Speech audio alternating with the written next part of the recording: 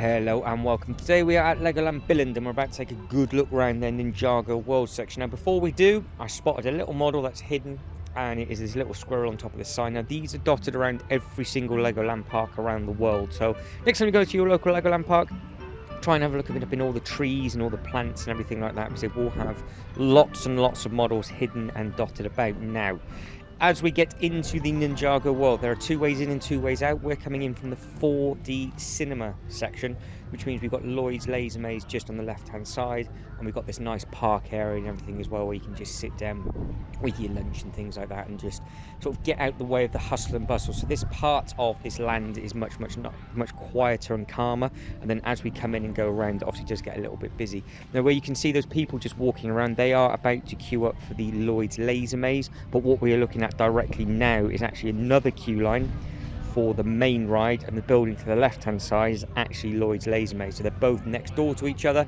but to get into the main ride you actually have to walk around into the main entrance. So as we come back down on ourselves, you can see where you've got the nice little picnic area, and it's just a perfect place where you can just escape, get out of the way of the sun.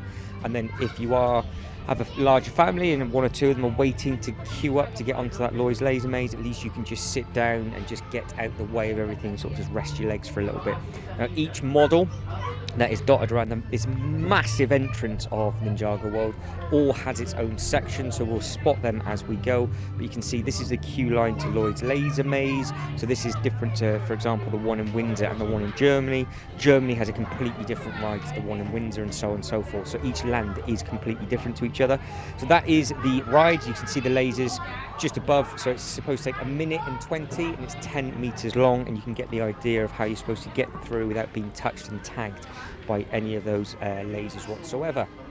But you can just see how vast and big and spacious that area is with regards to just what's there, the amount of space that's there, and you've got all these activities around the outside for all the children. So you've got Cole's rock climbing wall, and then as it comes round we'll spot all the other characters and they'll have their own different areas and they'll be doing different things just like they are at all the other parks, but this one just seems to be on a more spacious scale, which is really nice. So as we come round you can see how pretty it all looks and how well kept it looks, just like it does every single time you come to Legoland Billund. It always looks immaculate. And what I like is they've got a lot of seating area as well. Now that is what I would say the main entrance in, and there are one or two models just to the other side of that sign, which for some reason I just didn't go and film. I don't know why, it was a schoolboy error, so I do apologise, but there's a dragon just hidden there. But that main entrance, their display changes all the time, so they do that a lot for Halloween and then for like their Ninjago weekends and things like that. So just in front of us you can see you've got the character meet and greet, which was running throughout the day, and it was very popular, as you can imagine, with all the little ones and big ones wanting to meet all the Ninjago characters and get their photo taken and do a full meet and greet. So it's nice that they're starting to do that again, and hopefully they'll be doing that across all the Legoland parks. So we've got a water and ice with Zane and Nia now, so you've got the two models down there on the bottom right hand side, and you can see what they're creating with using their elements together. And again, more seating directly in the middle, but now we are in the middle of the park. You've got the laser maze to the left, the main entrance to the ride directly behind this massive statue, and then to the right hand side just there the entrance actually to the shop, which we will have a look at in a second, and then we'll go around and just see all the other characters with their sort of different elements, and then obviously the children can get their photo taken with all the big models and everything like that. And then we'll walk around and we'll see what else is open. I do believe there's another little sort of food area and the shop that we can have a look at as we go round, but there's one of the other models. Now if you want to start naming off all the models in the comments below, we did do that for the one in Windsor and a lot of people did get them right, so well done on that. But if you want to start doing a little competition on the Billund video, please feel free. Just let me know what characters you can spot and how many we spotted already. Now that is the little shop just there too. Obviously you can see where the red bin is, and you've got the sort of prizes to win just up above. So I'm not too sure what that one is, because I've not yet seen that open this season, so I don't know if they're going to be replacing that or if that is still going to be a pay to play. And this as well, this green thing here, that's now got no artwork across the top of the building. So if it's now open over the summer season, because I did film this part of this video was actually filmed in March of 2022, so obviously please do let us know if it has changed ever so slightly. Now we are coming into the full fat summer season, and you can see all the speed and reaction games and everything. There's multiple ones of these where you can literally just jump in and play. These are good fun. I do believe the ones in Florida have a speed and reaction wall, whereas these ones are just the stood up ones, and you can do the different bits and pieces like that. So this is another model. I'm not going to say the name, but again, please let us know who this individual is. Let us know in the comments below, and you can play a little game of if you know who they all are. Now, Ninjago Shop, it's a nice big area, and obviously when you get off the main ride, they will feed you into this shop, just like they do at the one in Windsor. So you can see that they've got plenty of little sets in there. It's quite nice that they've got some of the sets made up as well, which is always nice to see. I say this in all the Lego Shop videos. It's always nice to see all the different models and everything made up. And as we come through, you can see you've got the golden figures from these different sets as it pans around and comes through. And we will see one or two of the boxes, I do believe, and I think what was the plan of this was to try and get round and have a bit of a better look at the shop. But just as I started to turn around, I think a load of people came off the ride, and then the shop filled up very, very quickly. So I abandoned that, and then we go and have a really good look at the queue line and everything instead, because I think the queue line to the Ninjago The Ride is one of the largest queue lines I've ever seen with regards to what the ride actually is. The thing is massive. It just keeps going and going and going. It's almost like the queue line is part of the actual ride, just because they've got so many different areas and different things to do within that queue line.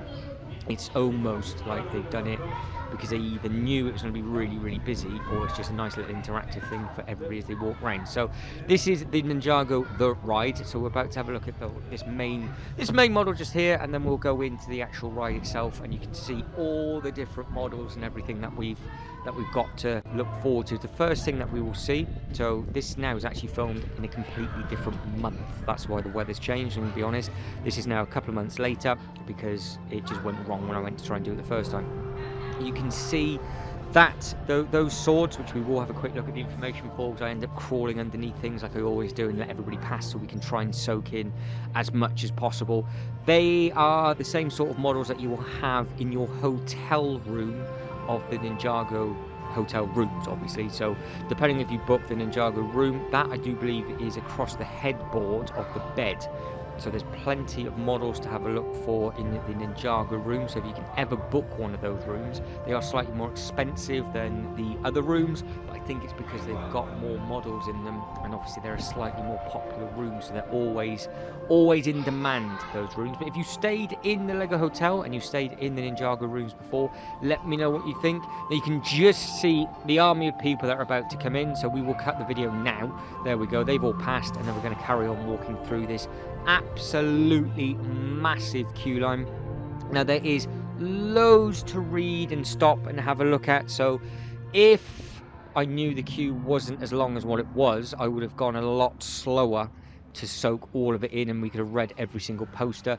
But we still got a good couple of minutes of walking just for this area to get through, and I think from where we stand around the corner, it takes like another 15 minutes. But they've got all these nice building sections, so you could just come here out the way. I mean, it's completely peaceful. You could just, the little ones could have a look at the models, they can build there, you can just sit down and relax. And when the park's quiet like this, you can actually use this queue line to your advantage and just rest your legs again if you needed to. Again, you've got all the different mazes, and that's an actual game that you can play on the outside of the wall. And then we come through and you can just see how the queue line keeps snaking. This is the bit that we saw from the video right at the beginning. These are where all the dragons chill out, and you can just see if the queue line was full, just how long it would have to be as it kept snaking through. Let us know in the comments below if you have ever got caught in the queue line when it is this big, because I would dread to think how long it actually would take when the queue is full, and if it's ever been full. I would imagine it would have done when it first opened, but now I can't see it being completely ramsacked. If it is, you would be in there for a long wait. But there's a lot to see with regards to the filming. So it says there, look, it's 15-minute queue from here.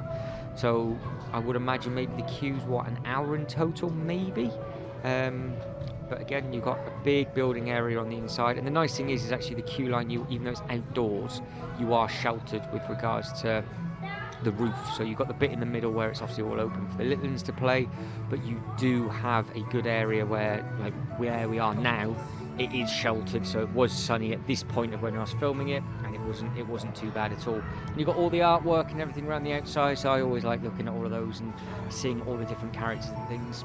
And it's just an impressive area to look at. And then I do believe we then come back inside, I think, and then we've got the TVs for the laser maze. I think that is the next thing that we're about to see.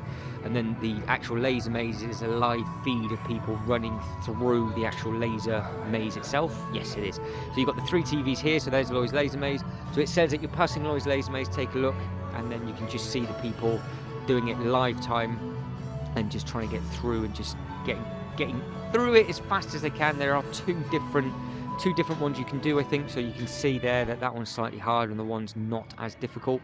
Skip through a little bit, and then we are now having a quick look at this model just here. This whole area you can see where the member of staff was actually blocked off, but I asked if I can just film this, and she said yeah, it's absolutely no problem. So there's another massive part of the queue there if you had to queue up there. And now we're coming into the ride section itself. So I'm starting to run out of time, guys, so if you could like and subscribe and all that good stuff, that'd be absolutely fantastic. Hopefully now you've got a better understanding of just how big this area is for the Ninjago World section.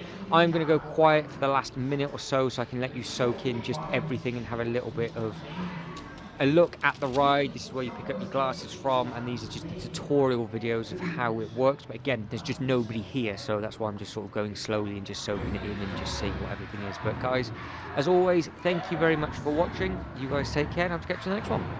Ta-da.